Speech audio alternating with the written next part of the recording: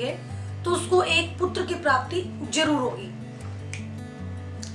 नमस्कार, एस्ट्रो प्रभा में आपका स्वागत है। आज हम जिस विषय पर बात करने जा रहे हैं वो है हाथ में संतान प्राप्ति के योग। और इस संतान प्राप्ति के योग की योगों की पूरी जानकारी के लिए जो हमारी वीडियो है उसे आप आखिर तक देखें, तभी आपको पूरी जानकारी मिल पाएगी।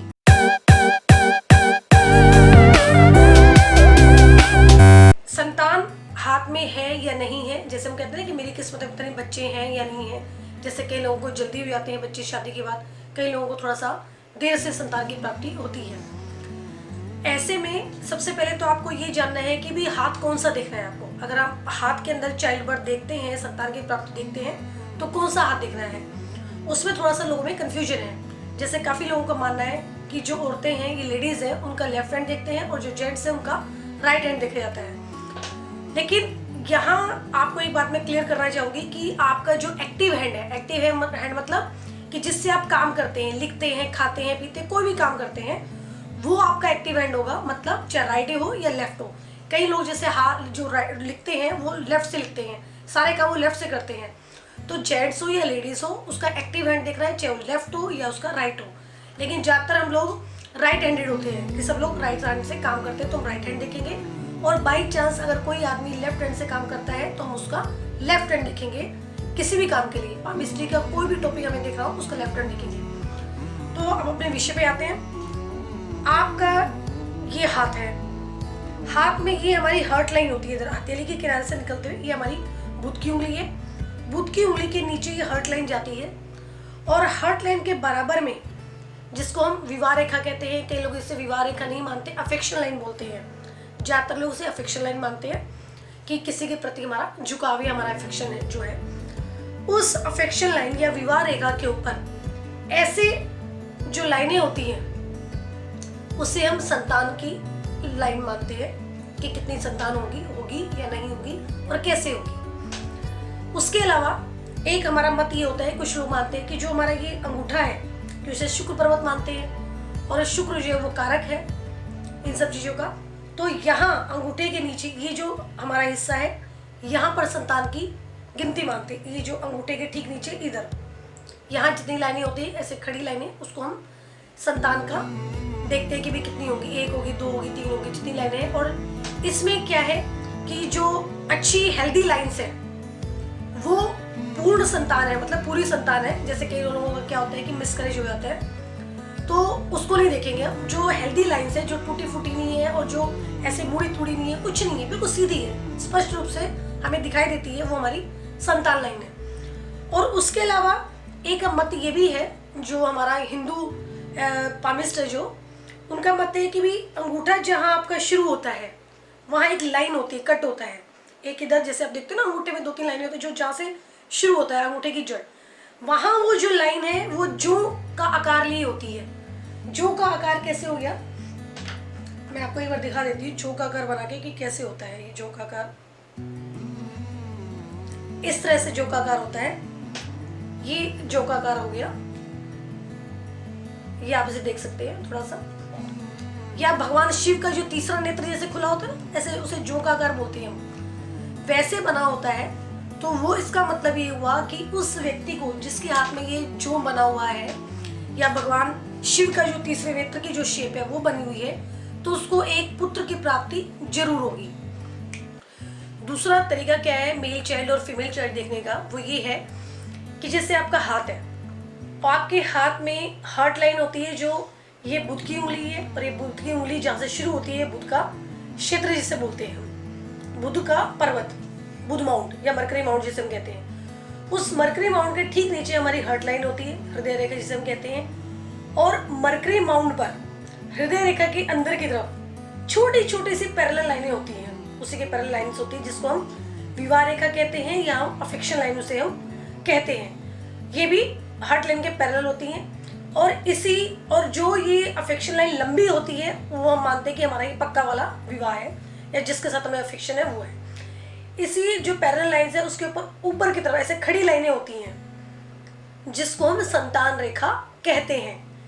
इन संतान रेखाओं में माना गया है कि जो लंबी लाइन है, जो सबसे बड़ी लाइन है, वो मेल चाइल्ड है और जो छोटी लाइंस है वो फीमेल चाइल्ड है। और उसमें से जो जितनी भी साफ गहरी लाइन होगी वो एक हेल्दी चाइल्ड को दिखाएगी, और जो अगर कम गहरी होगी वो थोड़ा सा ये होता है कि भी जन्म के बाद बच्चे का जो स्वास्थ्य है वो थोड़ा सा कमजोर हो सकता है, और जैसे जैसे वो लाइन गहरी होगी बच्चे का जो स्वास्थ्य है वो ठीक होता चला जाएगा।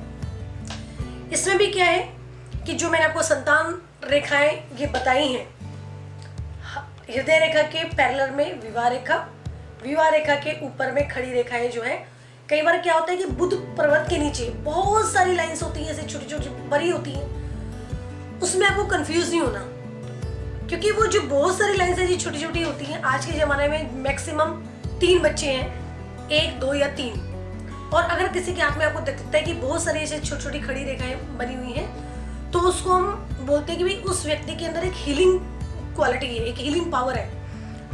ऐसे जो लोग होते हैं वो हीलर होते हैं, टीचर होते हैं, या कोई ऐसे प्रोफेशन में होते हैं जो दूसरों को हील करने का काम करते हैं, जैसे नर्स हो गए, डॉक्टर हो गए, या किसी भी तरह का किसी भी क्षेत्र से जुड़े हुए लोग, या जो स्पिरिचुअल हीलर होते हैं उनके हाथ में भी होती है।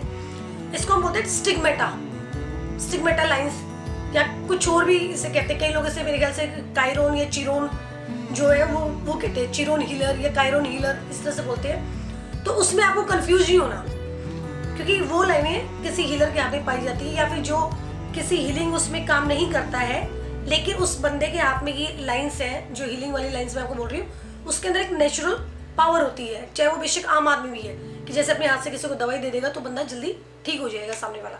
चलो अपने टॉपिक पे आते हैं।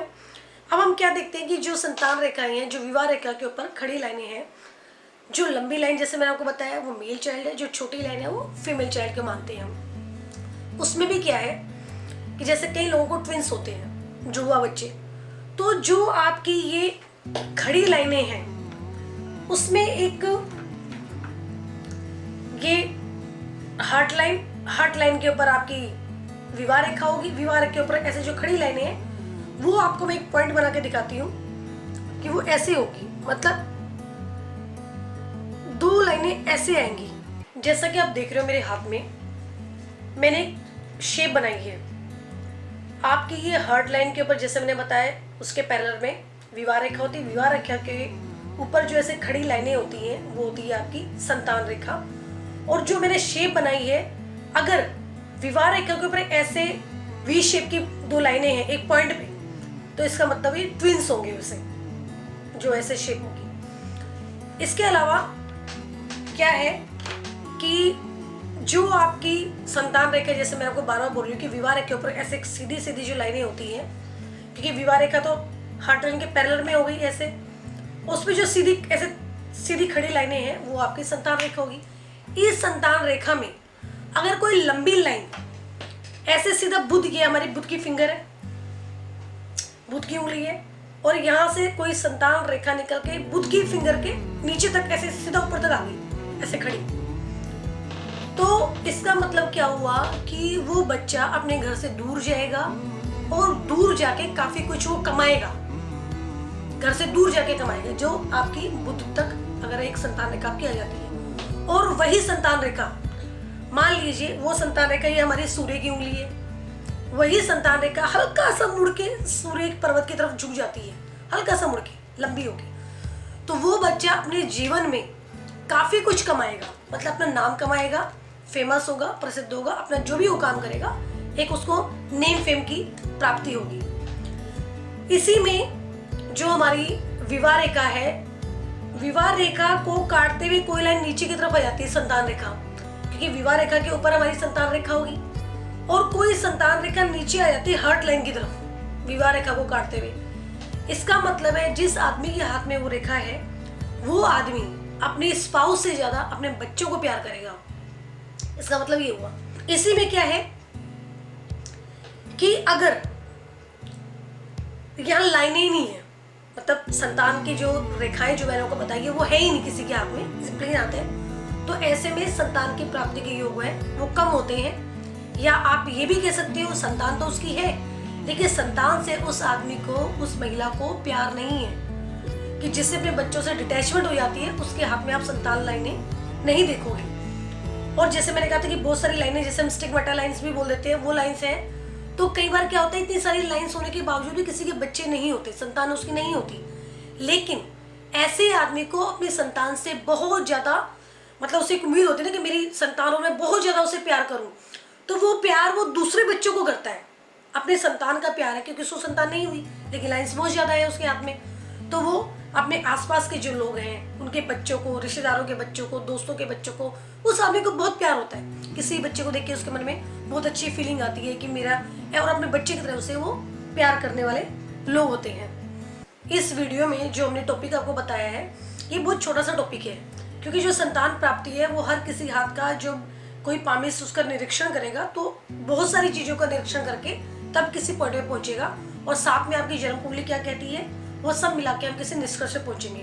तो एक छोटी सी वीडियो को देख के आप अपना कोई सोल्यूशन ना निकालें। मतलब जैसे कई लोगों की क्वेरी जो आती है ना कि हमारे हाथ में ये है, हमारे हाथ में वो है, तो इस तरह के सवाल अपने मन में ना लेके आए, क्योंकि पहले पूरे विषय को समझे फिर किसी बात के उसमें पहुंचेगा बस। और इसके साथ ही हमारी वीडियो यही समाप्त होती है। मुझे उम्मीद है कि आप लोगों को हमारी वीडियो जरूर पसंद आएगी। अगर पसंद आती है तो लाइक करें। अगर आपने हमारा चैनल अभी तक सब्सक्राइब नहीं किया है तो उसे जरूर सब्सक्राइब करें, और एक बेल आइकन का बटन जरूर दबाएं, ताकि कोई भी हमारी वीडियो आती है तो आपके पास तुरंत एक नोटिफिकेशन पहुंच जाएगा। नमस्कार।